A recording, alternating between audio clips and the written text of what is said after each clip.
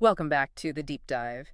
Today, we are digging into a stack of source material that captures something pretty special, a huge national achievement. And we're not talking about geopolitics or, market trends. No, not at all. We're talking about the raw, unadulterated emotional power of sports. Specifically, we're analyzing the sources focused on Scotland's historic qualification for the World Cup. A huge moment. A huge moment. And our mission today is, well, it's pretty straightforward. This isn't just about the final score. Not at all. The source material we have gives us something so much richer. It's a deep look at the overwhelming emotional and national impact of that single moment. We really need to understand why this achievement is described in such profound terms and, how it managed to galvanize an entire country. So, okay, let's unpack this powerful, unifying moment of national triumph. It's a fantastic mission. And I think it's because the sources give us this almost clinical look at collective euphoria. It's quite rare. A clinical look, I like that. Yeah, we get an immediate glimpse into the sociological and psychological impact that a single sporting success can have. We're examining this explosion of what the sources keep calling pure pride. Right. That phrase comes up again and again. It does, and crucially, it's about the instant, broad unity it created. It's really a case study in how a shared success can define a national mood, even if it's just for a short time. And that explosion of emotion, it didn't wait. The sources are absolutely clear on this. The celebrations were immediate, cathartic, and described as emotional and unforgettable. A release, really. Decades in the making for many people. Exactly. So let's start right there. On the pitch, in those first few seconds after it was confirmed, the analysis details the immediate player reaction. And they didn't just, quietly acknowledge the win. Oh, no. The sources say the Scottish players erupted with joy. It was this visceral sort of two-part display of emotion that tells you so much about what they felt they'd achieved. Yes, and that distinction in their actions is what I found most telling in the material. Go on. Well, you see some players lifting their hands high, maybe looking up at the sky. That signals, personal relief, personal triumph, the end of a really hard journey. Okay, that makes sense. But at the exact same time, you see other players immediately turning to hug their teammates, the staff. Huh. And that second action, that's the critical one. Why is that second action, the hugging, so critical in your view? Because it instantly shifts the focus. Yeah. It moves from I did it to we did it. From the individual to the collective. Precisely. It's an acknowledgement that this wasn't one brilliant goal or one heroic save.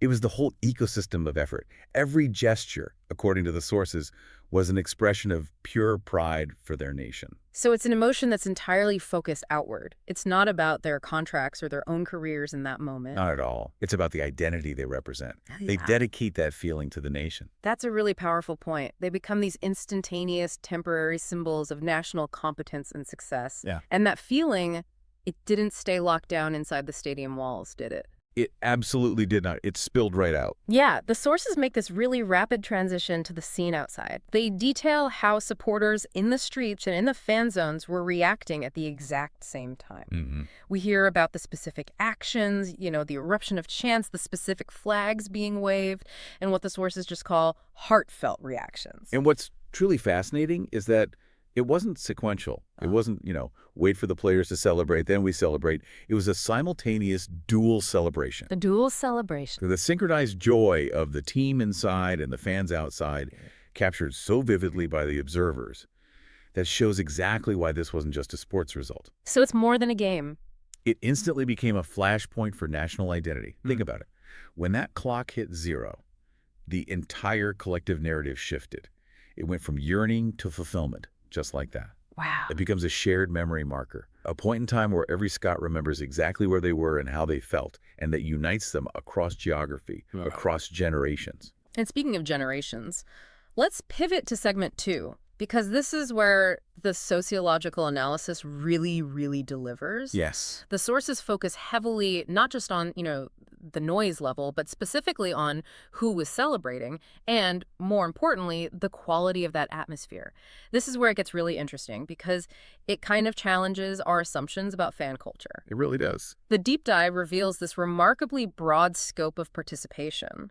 The sources detail the specific groups that came together, and it was families, young fans, and lifelong supporters. And that mix is so critical. You hear those three groups together and you realize this isn't just about the usual match-going crowd. No. When you see families bringing young kids to stand alongside these lifelong supporters, many of whom have spent decades waiting for this exact moment, you're literally seeing the national timeline condense into one evening. The timeline condenses. That's a great way to put it. Well, the disappointment of the past, all that weight of expectation and all those near misses, it's instantly converted into current shared triumph. So it validates the older generation's loyalty. It validates their patience, their loyalty, absolutely. And at the same time, it gives the younger generation an immediate reason for collective optimism. It's a powerful thing. So the unity wasn't just geographical, it was temporal and demographic. Exactly. It shows the universality of this specific kind of national achievement. It provides a common language for pride that just cuts across political affiliation, regional differences, economic status, everything. But the unity wasn't just something they felt, it was something they did, it was in their behavior. The sources give us three very precise, almost elevated descriptions of the atmosphere.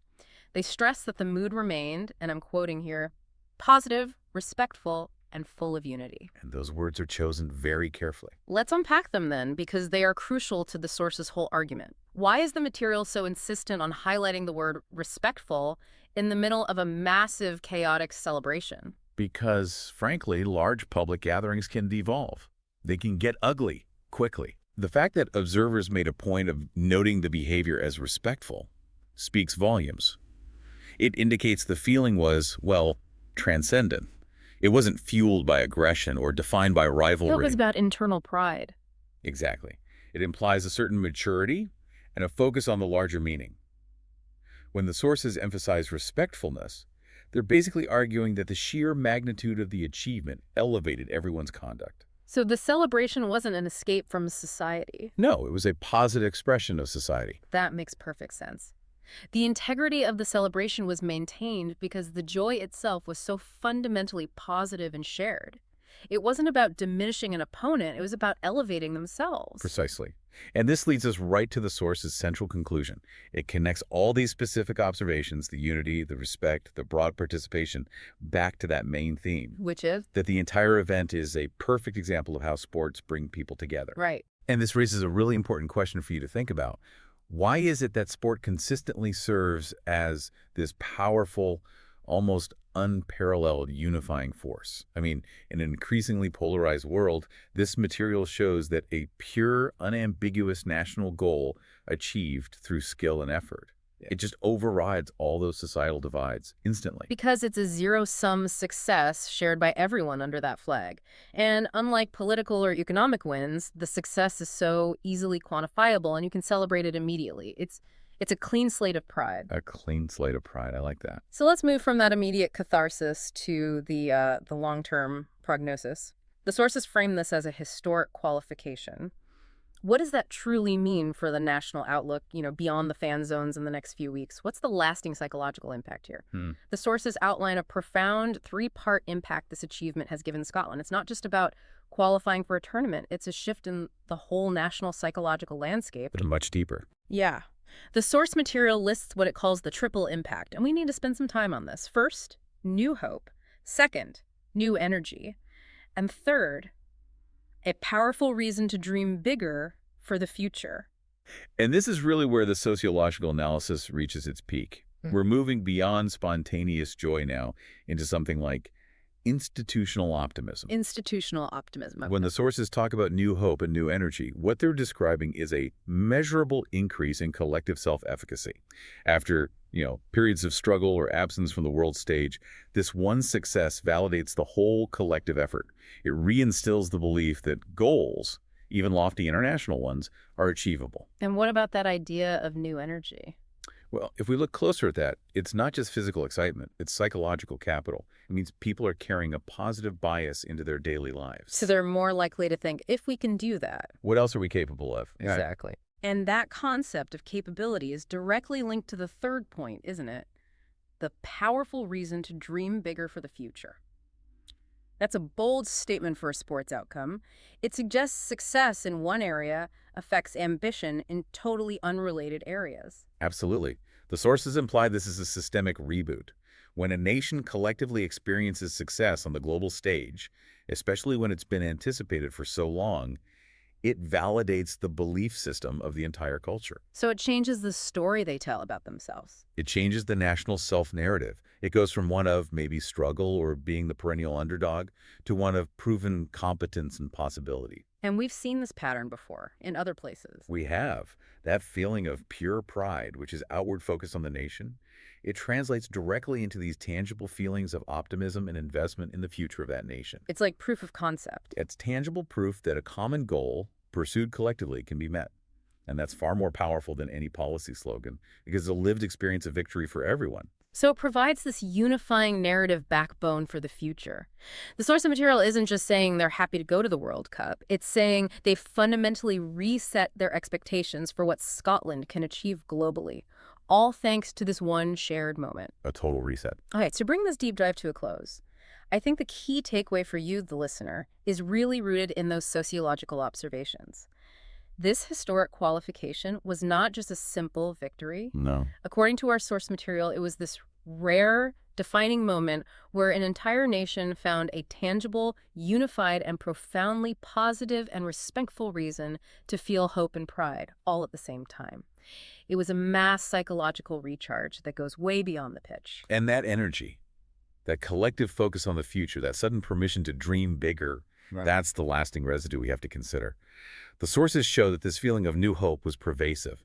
It crossed all those demographics we talked about, the families, the lifelong supporters. Everyone felt it. Everyone. So this begs a final provocative thought for you to consider. If a single moment in sport can generate such pervasive new hope and this collective focus on the future, how might national leaders or civic organizations or even companies, how might they harness that unified energy, that renewed optimism beyond the playing field? What might that look like?